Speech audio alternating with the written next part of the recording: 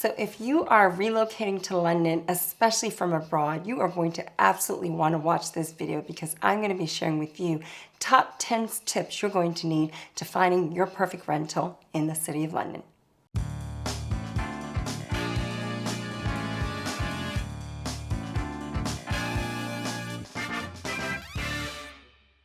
Hi everyone, thanks for checking out my YouTube video. I'm Arinzeh with Onyx Property Team. I specialize as a relocation and buying agent, so I really love helping people find their perfect piece of London.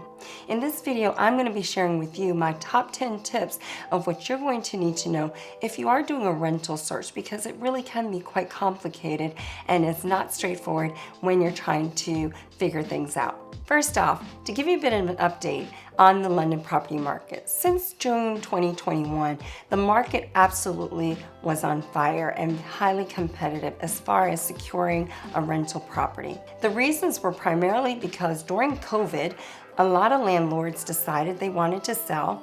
We lost a great amount of the international student demand that we're heavily reliant on. We lost the multinationals who send and relocate people over as well. And we lost the tourist population. So all of that created a real drop-off in demand. And then as landlords saw that, quite a few of them decided to sell during COVID. So in June of 2021, when the world started opening back up again, what you found was that there was a spike in demand with almost 2 years worth of student population and a lot of interest coming back into London property market with a fraction of the available properties. So we saw prices really skyrocket and rental rates as well as highly competitive. I know a lot of what we were putting out on the market, we would see applicants of 20, 30, 40 applicants for one listing. So that's definitely been the case for the last probably year and a half. Now, as of February 2024, the average rental rate in London is over £2,000 a month, coming in at £2,119 per calendar month, according to the online portal Zoopla. That's a 6.4 annual growth from the previous year, off of significant growth in the last 2 years prior. The highest average rent is in the borough of Kensington and Chelsea at £3,460 per month. So given all that, how do you find your perfect flat in London? Well, tip number one is to make sure that you are actually eligible to live and rent in London. Sounds like a no-brainer, but now that the UK is no longer part of the EU, the immigration laws have changed. So agents are required to do something called a right to rent check. So you definitely want to make sure you're aware of it and what it takes to make sure that you qualify.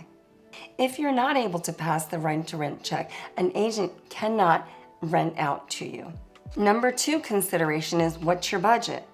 You need to factor not just your rent, but utilities as well as council tax. Number three is considering where you want to live. London has some fantastic neighborhoods, and with 32 boroughs, there's going to be plenty of choice.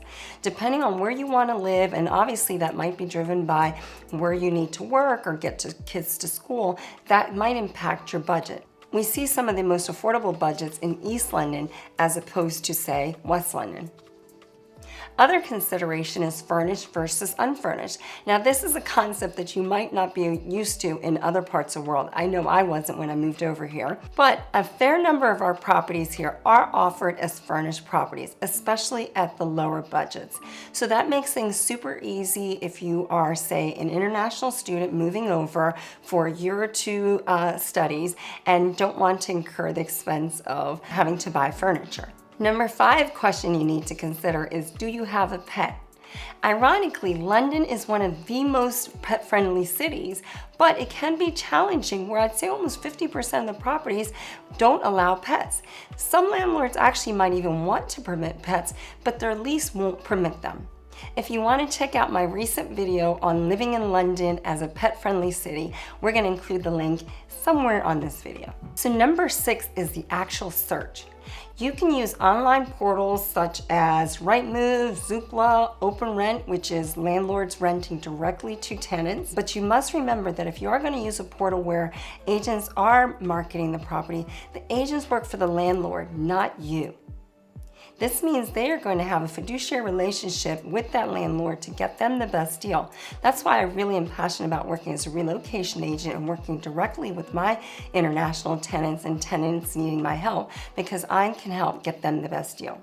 But if you're working on your own, remember the agents work for the landlord. And that means that they can only show you what's actually in their inventory. They might not also disclose everything you need to know to make the right decision, so make sure you're asking the right questions, turning on those faucets, checking the heating and conditioning, and making sure you fully understand the property you'd like to make an offer on. So number 7, after you have done your search, did you know that you can actually negotiate on your terms? Key terms that you might want to consider are not just the price, but the start date. If you want a break clause, again, another concept that's quite unique to this market is, say, you could have a 12-month lease with a break clause starting from 6 months. Now, you do typically have to stay in a property for at least 6 months, so your break clause couldn't start any sooner than that, but you could negotiate a break clause anytime starting from 12 months, again, depending on how competitive the market is. The other things, as I mentioned, that you might want to include in your offer is whether you want furnished, unfurnished, or partly furnished, or furniture, certain furniture removed. And then other requests that you might want to consider. Once you've agreed an offer, you'll have to pass tenant referencing. Landlords can only ask you for a 1-week holding deposit to secure the property subject to tenant referencing. But if you're not able to pass tenant referencing, many landlords in the UK will accept, say, 6 months rent paid in advance. A lot of tenants, especially international, will not be able to pass tenant referencing because one of the criteria of passing tenant referencing is having an address and a bank account. So it gets a bit circular, and it usually means you're not able to pass tenant referencing. So you might need to be prepared to have 6 months rent payable upfront. Number 9 is if your tenancy contract is for less than £100,000 a year, you should be signing an AST, which stands for an Assured Short Hold Tenancy Agreement. This sets certain guidelines and notices and compliance that are fairly standard and is pretty consistent agent to agent and has been government approved. And number 10, when it comes to your security deposit, landlords can only take 5 weeks rent. This was amended back in 2019 under new laws. Unless your rent is more than $50,000, at that point landlords can take 6 weeks rent. They must register your security deposit with a government-approved scheme within 30 days of taking the security deposit, and they have to give you proof of registering it along with prescribed terms. Your security deposit can be held till the end of the tenancy based on damages, unpaid rent or bills, cleaning, gardening, or decorating, or breaking the tenancy agreement. One of the key factors, though, in order to compare for damages is, did they put in and utilize an inventory at check-in that they can then compare at checkout? So if a landlord hasn't done that, they're probably going to have very few bases in which they can actually charge you for damages if there was no catalog of the condition of the property when they turn it over to you. I hope this video has been helpful for you. Please make sure to leave me a comment or question if you still are unclear as to what the process may look like. As I said, I specialize as a relocation and a buying agent, so I would absolutely love to have a quick conversation if you have any concerns or thoughts about moving to London. I hope this has been helpful, and please make sure to hit that like button and consider subscribing if it's your first time on my channel. I'll see you in the next video. If you've enjoyed this video, make sure to hit the like button, and if it's your first time on my channel, don't forget to subscribe to make sure you don't miss a single episode as we put out weekly videos about the London property market and living in this incredible city.